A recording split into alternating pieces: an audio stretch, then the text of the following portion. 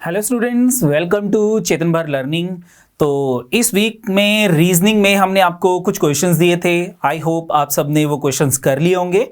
तो उन क्वेश्चंस की डिस्कशंस करते हैं वन बाय वन। तो लेट्स स्टार्ट। ये जो क्वेश्चंस दिए थे ये हमारे पास था logical arrangement of words topic में से थे। तो जैसे कि जो टॉपिक का नाम है कि अरेंजमेंट ऑफ वर्ड्स, मुझे वर्ड्स को अरेंज करना है।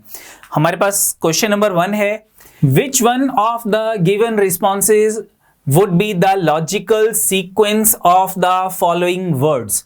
तो सबसे पहले वर्ड्स देखते हैं कौन कौन से हैं। हमारे पास वर्ड है plant, fruit, seed, flower and tree. तो वर्ड्स को देखते ही मुझे पता लग रहा है कि यहां पे मेरे पास जो है सबसे पहले सीड आएगा नंबर 1 पे।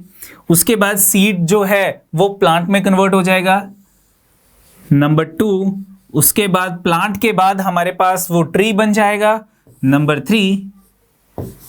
उसके बाद हमारे पास फ्रूट एंड फ्लावर, 2 वर्ड्स रह गए। तो पहले हमारे पास ट्री में पहले फ्लावर्स लगेंगे 4 एंड फ्लावर के बाद हमारे पास ट्री में जो है वो फ्रूट लगेगा। तो ये हमारे पास जो है ये इनका लॉजिकल सीक्वेंस हो गया फ्रॉम ग्रोइंग, जो है प्लांट की जो ग्रोइंग एज होगी। तो सबसे पहले हमारे पास जो था फर्स्ट पोजीशन पे 3 था, यानी कि मेरा आंसर 3 से स्टार्ट होगा। तो आउट ऑफ द 4 ऑप्शन मेरे पास ये डी ऑप्शन 4 से स्टार्ट नहीं हो रही। और सेकेंड पोजीशन पे मेरे पास जो है वो आएगा ये 1 प्लांट। तो 3 के बाद जो सेकेंड नंबर होगा मेरे पास, सेकेंड पोजीशन होगी वो 1 की होगी। ए बी सी सभी ऑप्शन में 3 के बाद 1 है।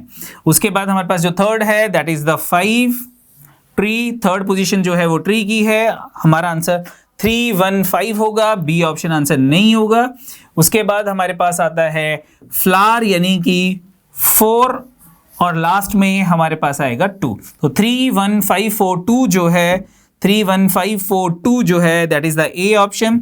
ये हमारे पास एक लॉजिकल सीक्वेंस बन गया इन वर्ड्स का, जो गिवन वर्ड्स थे मेरे पास। ठीक है बच्चे, नेक्स्ट देखते हैं। नेक्स्ट अगेन मेरे पास यहाँ पे वर्ड्स दे रखे थे, arrange the following words in a logical sequence. हमारे पास है ट्रिलियन, 1000, बिलियन, 100 एंड मिलियन। अब मुझे इन्हें अरेंज करना है। अब इनको अरेंज कैसे करेंगे, असेंडिंग ऑर्डर में अरेंज करें या डिसेंडिंग ऑर्डर में अरेंज करें। तो अगर मैं ऑप्शन में चेक करता हूं तो मेरे पास ए और बी दोनों ऑप्शन 1 से स्टार्ट हो रही है, यानी कि ट्रिलियन यानी कि सबसे बड़ा, जो जिसकी वैल्यू सबसे बड़ी है। और सी एंड डी ऑप्शन में 4 है यानी कि 100 इन सभी 5 वर्ड्स में से जो सबसे स्मॉलेस्ट वैल्यू है। ठीक है, तो अब क्या करते हैं, इसको हम डिक्रीजिंग ऑर्डर में अरेंज करते हैं और उसके अकॉर्डिंग हम इसकी ऑप्शंस चेक कर लेते हैं। तो इन सभी 5 वर्ड्स में से जो सबसे बड़ा है दैट इज द ट्रिलियन, यानी कि जो फर्स्ट पोजीशन पे है। उसके बाद हमारे पास आता है ट्रिलियन के बाद हमारे पास जो उससे स्मॉलेस्ट है दैट इज बिलियन, यानी कि जो थर्ड नंबर पे जो वर्ड लिखा है बिलियन वो ट्रिलियन से छोटा होता है। और उसके बाद 5th मिलियन, और मिलियन के बाद हमारे पास आता है 1000 सेकेंड पोजीशन, और सबसे स्मॉलेस्ट हमारे पास आता है 100। तो 100 हो गया, उससे बड़ा हमारे पास 1000, then million, billion, then trillion. ठीक है, तो ये मेरे पास डिक्रीजिंग ऑर्डर है। क्या मेरे पास कोई ऑप्शन 1 3 5 2 4 है? 1 2 यहां 1 और 5, यानी कि ना तो ये ए ऑप्शन ना ही बी ऑप्शन जो है वो हमारा आंसर है। तो हम इसको क्या करते हैं, हम इसको इंक्रीजिंग ऑर्डर में अगर लिखना हो तो सबसे पहले 100 आ गया, फिर हमारे पास जो है वो 1000 आ गया, उसके बाद हमारे पास मिलियन आ गया, मिलियन 5th पोजीशन है मिलियन की। उसके बाद हमारे पास मिलियन आ गया, देन हमारे पास बिलियन और लास्ट में ट्रिलियन, ये आ गया। ये मेरे पास इंक्रीजिंग ऑर्डर आ गया। तो कौन सी ऑप्शन में 4 2 5 3 1 है? 4 2 5 3 1 यानी कि D option is the answer. D option मेरा आंसर होगा, डी ऑप्शन। ठीक है, तो ये ऑप्शन भी डिसाइड करती है कि जो सीक्वेंस है वर्ड का वो क्या होगा। जैसे कि इस केस में इंक्रीजिंग ऑर्डर है या डिक्रीजिंग ऑर्डर है, ये ऑप्शन से पता लगा हमें कि इंक्रीजिंग ऑर्डर में हमें इन वर्ड को अरेंज करना था। ठीक है बच्चे, नेक्स्ट देखते हैं। नेक्स्ट है मेरे पास arrange the words given below in a meaningful sequence. Meaningful sequence मेरे पास वर्ड है wall, clay, house, room and brick. तो यहाँ पे ये सभी वर्ड जो है कंस्ट्रक्शन से रिलेटेड है। सबसे पहले मेरे पास क्ले यानी कि मिट्टी, नंबर 2 क्ले के बाद हमारे पास आ गया ब्रिक्स, यानी कि क्ले से हमने ब्रिक्स बना दी, तो दैट इज 5। ब्रिक्स से हमने वॉल बना ली 1, और वॉल से हमारा रूम बन गया 4, और रूम से हमारा हाउस जो है वो तैयार हो गया 3। दिस वन, सबसे पहले क्ले आ गई, देन ब्रिक्स आ गई, उसके बाद हमारे पास वॉल आ गई, देन रूम, देन हाउस। तो ये हमारे पास एक मीनिंगफुल जो है ये सीक्वेंस आ गया। तो कौन सी ऑप्शन जो है वो 2, 5, 1। तो हमारे पास ये 2 से स्टार्ट नहीं हो रही, ये 2, 5, 4 है, ये भी 2 से स्टार्ट नहीं हो रही। ओनली एक ही ऑप्शन है 2, 5, 1, 4 एंड 3, यानी कि B option is the answer. B option हमारा आंसर होगा। ठीक है बच्चे, तो यानी कि मुझे वर्ड्स दे रखे थे, इन वर्ड्स को हमने लॉजिकल या मीनिंगफुल सीक्वेंस में अरेंज कर दिया। नेक्स्ट देखते हैं। नेक्स्ट हमारे पास again arrange the following words in alphabetical order. Alphabetical order and select the correct sequence from the given options. और मुझे गिवन ऑप्शन से सिलेक्ट करना है कि कौन सी ऑप्शन करेक्ट है। मुझे इन्हें अल्फाबेटिकली ऑर्डर में अरेंज करना है। तो अगर मैं इन सभी वर्ड्स के फर्स्ट लेटर देखता हूं, तो फर्स्ट लेटर में हर एक वर्ड का जो फर्स्ट लेटर है वो जी से स्टार्ट हो रहा है। तो यानी कि जी के बाद अगर फर्स्ट लेटर सभी वर्ड्स का फर्स्ट लेटर सेम है, तो मैं सेकंड लेटर कंसीडर करूंगा।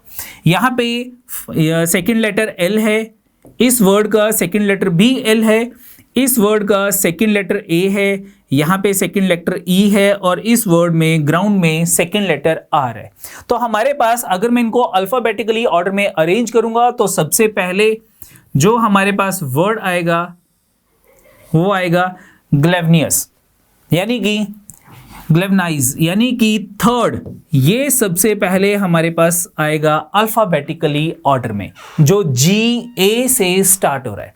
तो अगर मैं ऑप्शन कंसीडर करता हूं, तो मेरे पास बी ऑप्शन 1 से स्टार्ट हो रही है, सी ऑप्शन 4 से स्टार्ट हो रही है। ये मेरा आंसर नहीं है।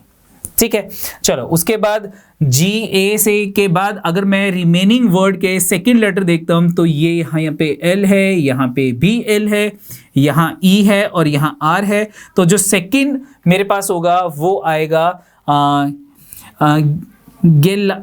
गेलाटिन, यानी कि दिस फोर्थ वर्ड जो मुझे फोर्थ पोजीशन पे दे रखा है। तो यहां पे मेरा जो आंसर है वो 3 और 4 होगा, लेकिन मेरे पास ए एंड डी दोनों ऑप्शन में 3 और 4 है। उसके बाद अगर मैं चेक करता हूं कि मेरे पास ई के बाद जो नेक्स्ट अल्फाबेटिकली ऑर्डर में लेटर आता है वो एल आता है, तो यहां पे भी एल है और यहां पर भी एल है। ये दोनों के वर्ड्स के सेकंड लेटर सेम है, तो मैं इनके थर्ड लेटर को चेक करूंगा। सबसे पहले मैंने फर्स्ट लेटर चेक किया, फिर सेकंड लेटर चेक किया अल्फाबेटिकली ऑर्डर में। अब मैं थर्ड लेटर चेक कर रहा हूं। इन दोनों वर्ड्स के मैं थर्ड लेटर अगर चेक करता हूं, तो यहां पे मेरे पास ए है और यहां पे यू है। तो यानी कि ये जो मेरे पास ग्लैमरस है, ये मेरे पास इसकी जो पोजीशन होगी ये थर्ड पोजीशन पे होगा, यानी कि थर्ड पोजीशन पे अल्फाबेटिकली ऑर्डर में मेरे पास ये फर्स्ट ग्लैमरस वर्ड होगा। तो मेरा आंसर क्या होगा? 3, 4, 1 से स्टार्ट हो रहा है। 3, 4, 1 से मेरे पास ओनली ए ऑप्शन है, तो मेरी ए ऑप्शन आंसर है। आप बाद में आगे भी चेक कर सकते हो। यहाँ पे GLU ग्लूकोज में, तो ये मेरे पास सेकंड पोजीशन, सेकंड वर्ड आ गया। और उसके बाद मेरे पास जो है वो एक ही रिमेनिंग रह गया, दैट इज 5। तो ये मेरे पास जो है अल्फाबेटिकली ऑर्डर में ये वर्ड जो है ये अरेंज हो गए, दैट इज 3, 4, 1, 2 एंड 5। 3, 4, 1, 2 एंड 5, यानी कि A option is the answer. A option हमारा आंसर होगा। ठीक है बच्चे, नेक्स्ट देखते हैं। नेक्स्ट है हमारे पास, if the given words are arranged according to English dictionary. अब मुझे अगेन इनको डिक्शनरी के अकॉर्डिंग अरेंज करना है। Which word will be in third place, और मुझे ये बताना है कि कौन सा वर्ड जो है वो थर्ड प्लेस पे। तो अकॉर्डिंग टू डिक्शनरी यानी कि अकॉर्डिंग टू अल्फाबेटिकली ऑर्डर मुझे इन वर्ड्स को अरेंज करना है। तो सबसे पहले अगर हम यहाँ चेक करते हैं, ये मेरे पास नो फर्स्ट लेटर के से स्टार्ट हो रहा है, नैक फर्स्ट लेटर के से स्टार्ट हो रहा है, नेट फर्स्ट लेटर के से, एंड नॉब यानी कि फर्स्ट लेटर के से स्टार्ट हो रहा है, और हर एक वर्ड का सेकंड लेटर भी सेम है एन। तो ये के एन, यहां पर भी के एन है, यहां भी के एन है, तो यहां पर भी के एन है। तो जो सेम है मेरे पास, हर एक वर्ड के फर्स्ट 2 लेटर सेम है, इनको इग्नोर कर दो। अब मैं थर्ड पोजीशन पे जो लेटर है उनको चेक करता हूं। यहां पे थर्ड प्लेस पे ओ है, यहां ए है, यहां आई है और यहां ओ है। तो अल्फाबेटिकली ऑर्डर में जो सबसे पहली पोजीशन होगी वो ए की होगी, यानी कि जो ये नेक है, सेकंड वर्ड जो है ये सबसे पहले आएगा, फर्स्ट पोजीशन पे आएगा। उसके बाद सेकंड पोजीशन पे अब मेरे पास जो है मुझे चेक करना है कि ओ और आई में से कौन सा लेटर पहले आएगा। तो आई लेटर पहले आएगा, यानी कि थर्ड पोजीशन पे जो हमारे पास ये नेट है, KNIT, ये सेकंड पोजीशन होगी इसकी। और उसके बाद हमारे पास अब 2 वर्ड्स और रह गए, नो एंड नॉब। इनकी जो थर्ड लेटर है ये भी सेम है, O एंड O, तो इनको भी हम इग्नोर करते हैं। अब हमारे पास जो रिमेनिंग जो इन दोनों वर्ड्स का जो नेक्स्ट लेटर है, यहाँ पे W है और यहाँ पे B है। W एंड B में से according to alphabetically order B पहले आएगा, तो यानी कि ये जो मेरे पास नॉब होगा इसकी नेक्स्ट पोजीशन होगी, यानी कि ये हमारे पास थर्ड पोजीशन पे आ जाएगा, और ये नो जो है ये लास्ट पोजीशन पे आएगा हमारे पास ये। तो ये अल्फाबेटिकली ऑर्डर या फिर अकॉर्डिंग टू डिक्शनरी इनको हमने अरेंज कर दिया। अब हमारा क्वेश्चन क्या था? हमारा क्वेश्चन था कि which word will be third place, in third place, कौन सा वर्ड थर्ड प्लेस पे था? तो जो थर्ड प्लेस पे वर्ड था वो 4th नंबर यानी कि नॉब था। तो नॉब हमारे पास 4th ऑप्शन में दे रखा है, तो D option is the answer. D option हमारा आंसर होगा। ठीक है बच्चे, तो ये क्वेश्चंस थे जो हमने आपको इस बार दिए थे। तो आज के लिए इतना बहुत है, मिलते हैं नेक्स्ट क्लास में। तो तब तक के लिए थैंक यू बच्चे।